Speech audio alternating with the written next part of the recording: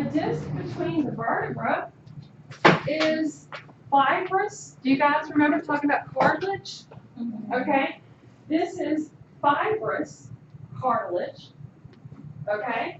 And even though not soft tissue, but do you remember how you learned about it being kind of medium tissue? And basically something happened to cause these vertebrae to compress too much and eventually makes that disc herniate. If you herniate that disc, it's going to press on that nerve. And when it presses on that nerve, whatever that nerve innervates is where you're going to have pain. And sometimes they can come in, there's a lot of things they do now, okay? Like, let me think here for a second.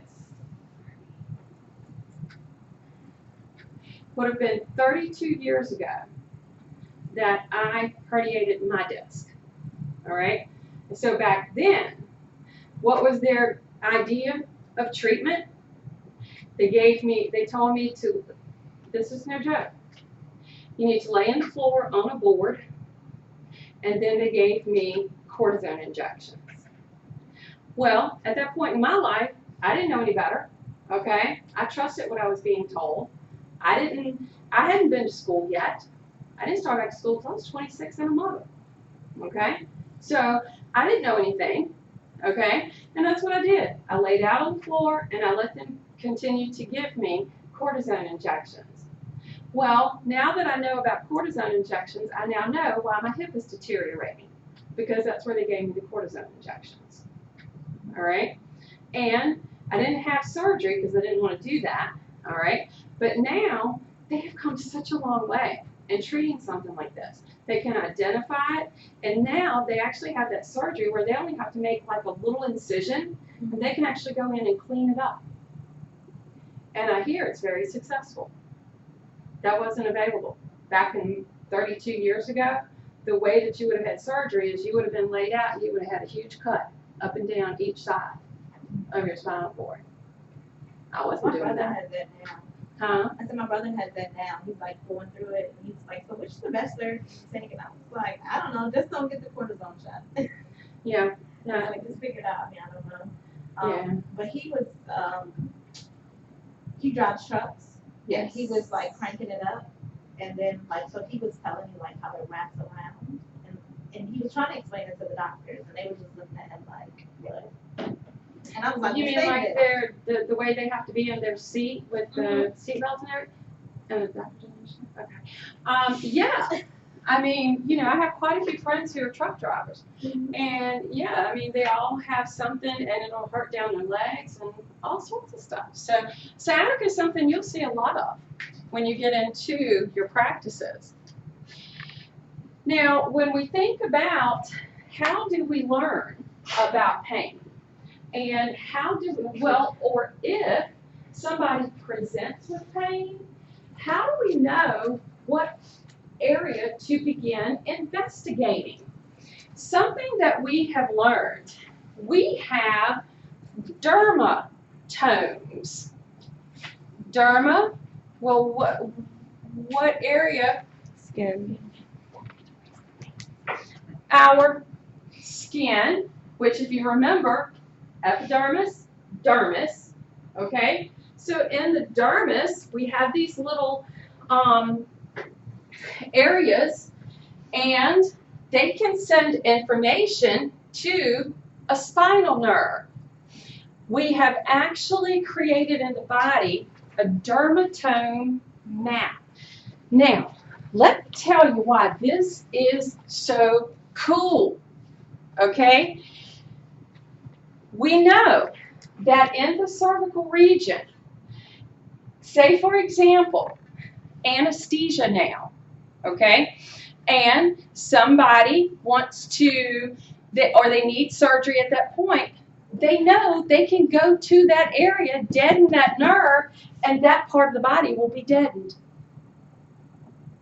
I.e., the reason that doctor, when I had my hand surgery, had to come up here into that brachial plexus, okay, and kind of poke around Okay, so he would know which ones to deaden. So that down here in my hand, he got the right spot.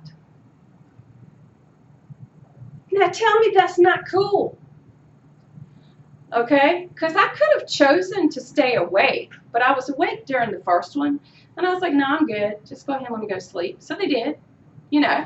So we know that if something happens right here, okay, we know to begin checking that region of the spine.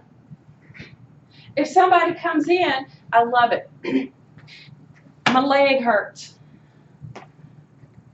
Y'all did learn that's not the leg, right? Okay, that's the back. Okay. Okay, my leg hurts. Hopefully, if they're pointing to a particular area, you'll know to go to that region of the spine and look. That's cool. Okay? We've also learned that in some of these regions, okay, if somebody comes in, you know, like, oh, this hurts, or that hurts, or whatever, check the organ associated with that region. Now, I think that's pretty cool. All right? So, one of the areas that this has proved very helpful is in anesthesia. So if any of you are planning to go into that field, you'll learn more about that. You'll definitely be getting into these spinal nerves. So now, skeletal muscle and the movement. If you remember, was it Tuesday of last week? We talked about the plasma membrane, and we talked about it in relationship to the spinal nerve meeting a muscle fiber. Okay? Now, let's take skeletal muscle movement just a tad bit further, and let's talk about what else can happen with skeletal muscle and the relationship to a nerve. Reflexes. Now I'm talking about the ones that can occur with skeletal muscle. Reflexes. They are quick. I mean, let's think about it. It's good that they're quick, because at night, if you're walking along in the house and you know, don't see very good, and you walk and hit your toe on that piece of furniture. For me, it doesn't have to be nighttime, you know. So for me, okay, that can happen pretty much anytime. But do you continue to stand there and hold your foot against it? No, you're pulling back and going real quick. Ouch, ow, ow, and probably a couple other things. So, you know, they're definitely quick. They are involuntary, meaning they're going to happen probably before we even realize it's happening. All right? That's how quick it's going to work. They are stereotyped. They happen the same for everybody. The reflexes of the body, it can happen to either glands or muscle. Now, that means all glands, all muscles, skeletal, smooth, cardiac. For our purposes right now, we're going to talk about it in relationship to skeletal muscle. But note that it's letting us know reflexes occur in all muscles and glands. So that tells me smooth and cardiac. First thing we've got to have a stimulus.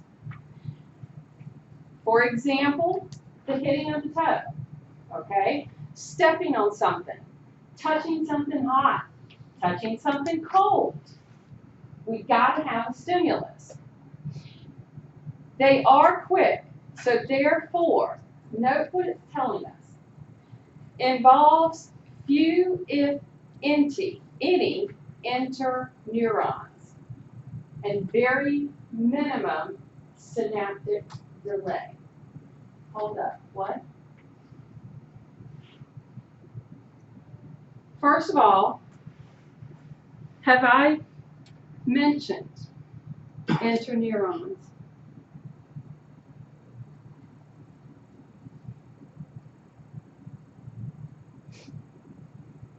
Did you learn about them in part 1?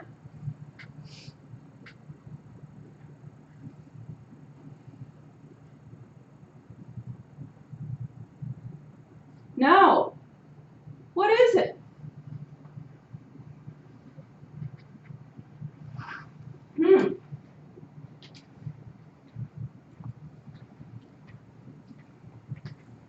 I'll show you. So hold on.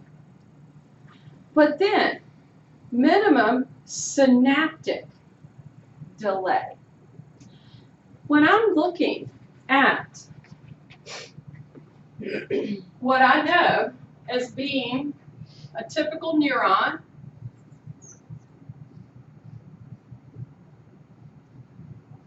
where on this neuron can synapses be? The dendrites Up here at my dendrites and the terminal ends. and my terminal ends.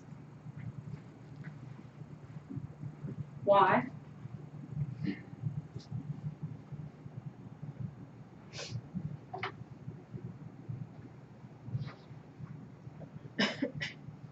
The way that the nerves are going to be set up, okay? Let's think of this as being my dendrites. This being the nerve cell body. This being my axon. And right here, my terminal ends, okay? Remember, this nerve either meets another nerve. Which part of another nerve would it meet? The dendrites. The dendrites. Or it meets a muscle. Skeletal, cardiac, or smooth. Okay? Is everybody following me on that? Or it meets a gland, i.e., sweat gland, oil gland. Hold up. I got a whole system in my body made up of glands. What system is it? Dustin? Endocrine. So that nerve is going to meet either another nerve, muscle, or gland. And therefore, if it needs to synapse, in the case of a reflex, do you guys remember talking about the area of the synapse in part 1? Well, at the area of the synapse, and well, y'all learned about neurotransmitters, right? Like the acetylcholine was the one you talked about in part 1. And in that case, it acted on a muscle cell. Does everybody remember that? Okay. You're going to find we have other neurotransmitters, not just acetylcholine. Okay, we've got a whole bunch of them. All right. And whatever that area is where that gets released and acts on either the nerve, the muscle, or the gland. So there's very minimum delay in passing those chemicals over the synapse. Does that make sense? Okay. Reflexes are involuntary. They occur without us even being or being aware or